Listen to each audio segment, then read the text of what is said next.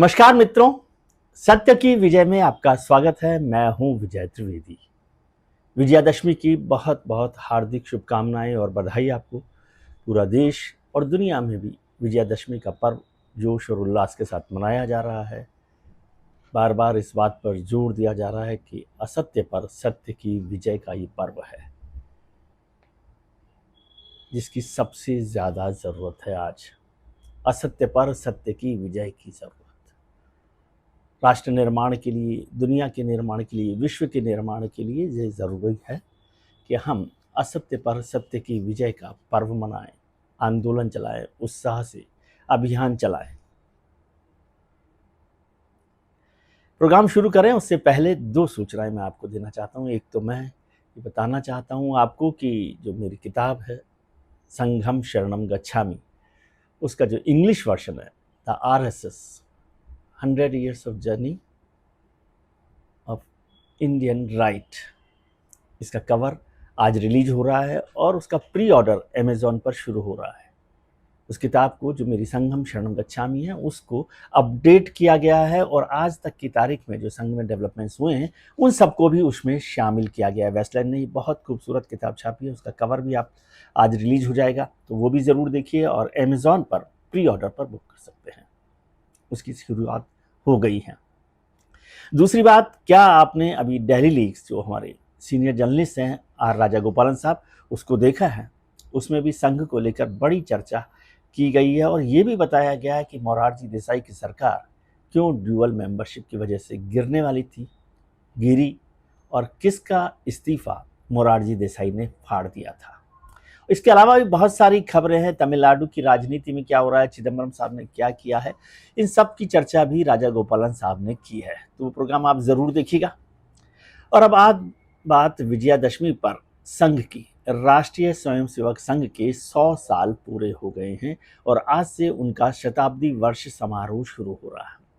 नागपुर में राष्ट्रीय स्वयंसेवक संघ के सरसंघचालक मोहन भागवत जी का आज संबोधन हुआ है, जो संघ के लिए सबसे महत्वपूर्ण माना जाता है, और उसके मुख्य अतिथि पूर्व उपराष्ट्रपति रामनाथ कोविंद साहब हैं, वो रहे।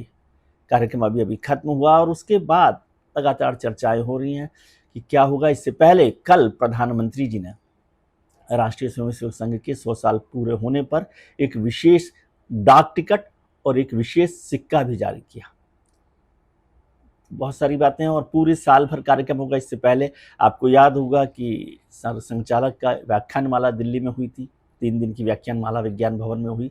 ऐसी व्याख्यानमालाएं देश भर में 4 जगह पर हो रही हैं। इसमें बेंगलोर है, कोलकाता है और मुंबई है। इसके अलावा विदेशों में भी सरसंघचालक जाने वाले हैं संघ के विचार को बाहर रखने के लिए। यदि आज का कार्यक्रम आपने देखा हो तो उसमें भी बहुत सारे विदेशी गणमान्य अतिथि मौजूद थे। यानी संघ अपने विस्तार पर अब दुनिया के फलक पर और आगे बढ़ना चाहता है। हालांकि अभी भी जो मुझे जानकारी है, करीब करीब 39 देशों में संघ की शाखाएं अलग अलग नाम से चल रही हैं। ज़्यादातर जगह वो हिंदू स्वयंसेवक संघ के तौर पर, HSS के तौर पर चल रहा है, लेकिन विचारधारा और जो एक आइडिया है वो एक ही है।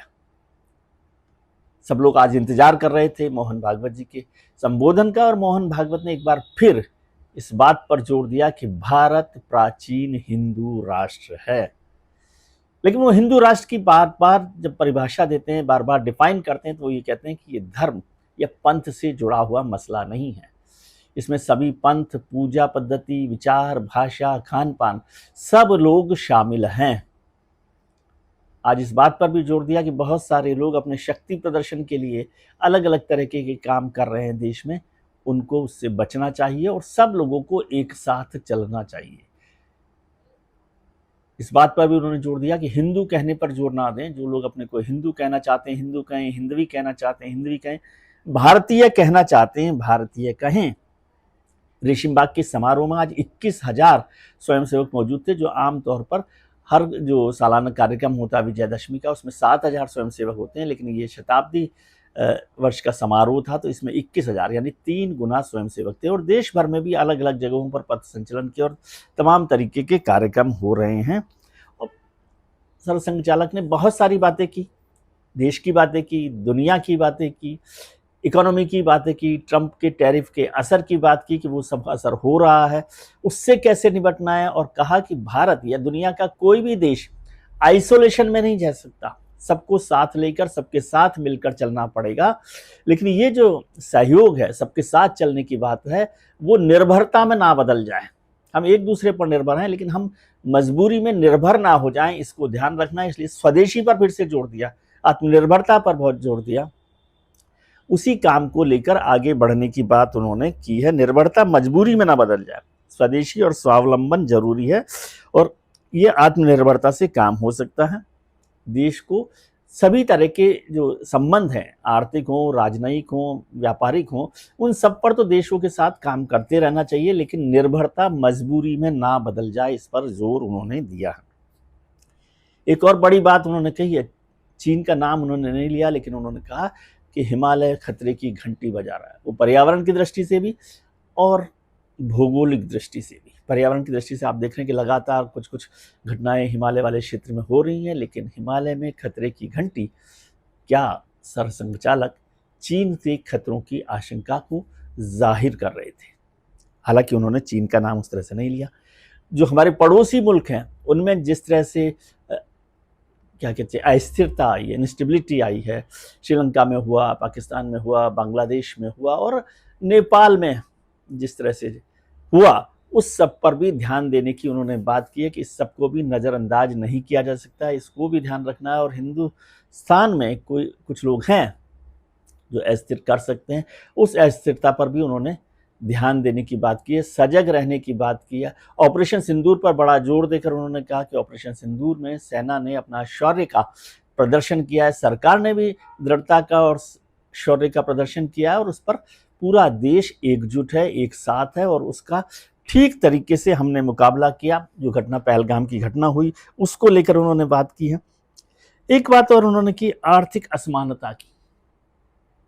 आर्थिक असमानता देश में है, बढ़ रही है। उस आर्थिक असमानता को कैसे खत्म किया जाए, उस खाई को कैसे पाटा जाए, इस पर भी जोर सरसंघचालक ने दिया है। शाखा को लेकर बात की कि शाखा जो है, लगातार लोग आ रहे हैं, शाखाओं में लोगों का आना है, 50 साल से आ रहे हैं, फिर भी आ रहे हैं।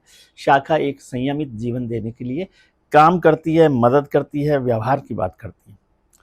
एक और महत्वपूर्ण बात कही उन्होंने कि विविधताएं एकता का कोई बाधक नहीं है। तमाम तरह की विविधताएं हमारे देश में हैं, चाहे वो भाषा की हो, खान पान की हो, पंथ की हो, धर्म की हो, और तमाम तरह की। लेकिन उन विविधताओं से कोई देश को टूटने की बात नहीं करनी चाहिए, वो एकता का प्रतीक है। ये बात उन्होंने कहा कि घर में बर्तन होते हैं, रसोई में बर्तन होते हैं तो कुछ खटकते भी हैं, लेकिन बस वो इतनी आवाज़ खटकनी जितनी होनी चाहिए। इतना बड़ा देश है तो कुछ कुछ आवाज़ खटकती रहती है, लेकिन उस सब को भी ध्यान रखने की ज़रूरत है। और सबसे बड़ी बात, वो इशारा क्या है कि शक्ति प्रदर्शन नहीं करना चाहिए, कि हमें अपने समाज का, अपनी भाषा का, अपने धर्म का, अपनी एकता का प्रदर्शन करने की आवश्यकता नहीं है। वो रोकथाम रहे, और शासन यानी सरकार जो है वो पक्षपात ना करे। सरकारें पक्षपात ना करें, जो जरूरी है कानून व्यवस्था के लिए, समाज के लिए, राष्ट्र के लिए, प्रदेश के लिए, उस सब पर काम किया जाना चाहिए। और चलते चलते फिर उन्होंने कहा कि भाई हिंदू जो है प्राचीन राष्ट्र है, इसमें किसी को कोई शक नहीं होना चाहिए। जो शब्द आप इस्तेमाल करना चाहते हो उस शब्द का इस्तेमाल करें। इसके साथ ही संघ का ये शताब्दी वर्ष शुरू हो रहा है, बहुत सारे कार्यक्रम वो शुरू कर रहा है। पंच परिवर्तन की बात संघ ने की है, उस पर भी उन्होंने जोर दिया है, और लगातार देश भर में वो आगे बढ़ने की बात कर रहे हैं। दुनिया भर में संघ का विस्तार करने की बात कर रहे हैं। संघ ने जो विकसित भारत का जो लक्ष्य 2047 का, उसमें भी साथ दिया है। प्रधानमंत्री जी का, सरकार का किस तरह से बात होगी। बहुत सारे लोग इंतजार कर रहे थे कि 75 साल पर कुछ सरसंघचालक बोलेंगे, वो नहीं बोला है। नेतृत्व में बदलाव की बात पर कुछ चर्चा कर रहे थे, वो बात नहीं बोली है। लेकिन समाज को लेकर, राष्ट्र को लेकर लगातार वो बात करते रहे हैं, चर्चा की है। इसके बाद देश भर में जो 4 बड़े शहरों में चर्चा होगी व्याख्यानमाला की, दिल्ली के बाद कोलकाता में, मुंबई में, बेंगलोर में, उसमें भी सरसंघचालक का व्याख्यान होगा। और उसके बाद दुनिया के कई देशों में सरसंघचालक जाने वाले हैं। लेकिन क्या ये बहस शुरू हो गई है? बहस बहुत सारी हो रही है, आलोचना भी संघ को लेकर हो रही है। ऐसा नहीं है कि आलोचना नहीं हो रही। देश के बहुत सारे विपक्षी दल भी इंटेलेक्ट भी, इंटेलिजेंसिया भी जो है वो संघ की आलोचना कर रहा है। सरसंघचालक ने महात्मा गांधी, लाल बहादुर शास्त्री, तेग बहादुर को याद करते हुए अपना संबोधन शुरू किया, लेकिन महात्मा गांधी और संघ को लेकर बहुत सारी चर्चाएं होती रहती हैं। आज भी इस पर चर्चा हो रही है। संघ की जो अपनी कोशिश है वो समाज में उनके नज़रिए को बदलने में कितना काम करेगी, ये महत्वपूर्ण है। इतना तो तय हुआ है कि कोई लोग संघ को देशद्रोही संगठन के तौर पर नहीं मानते। बहुत सारे लोग उसकी देशभक्ति पर, बहुत सारे लोग उसकी आज़ादी की लड़ाई पर, बहुत सारे लोग उस इमरजेंसी में उनकी हिस्सेदारी पर सवाल उठाते रहे। ये सवाल भी उठते रहेंगे। कोई संगठन होता है, समाज होता है, लेकिन एक महत्वपूर्ण बात है कि देश में बहुत कम संगठन हैं जो 100 साल बाद भी न केवल बचे हुए हैं बल्कि मजबूत हो रहे हैं और बढ़ रहे हैं। आज के लिए इतना ही। आप अपना ख्याल रखिए और उनका ख्याल रखिए जो आपका ख्याल रखते हैं। अपने मित्रों, परिजनों, रिश्तेदारों के साथ खुश रहिए, मस्त रहिए, व्यस्त रहिए, स्वस्थ रहिए। नमस्कार, राम, आभार, शुक्रिया।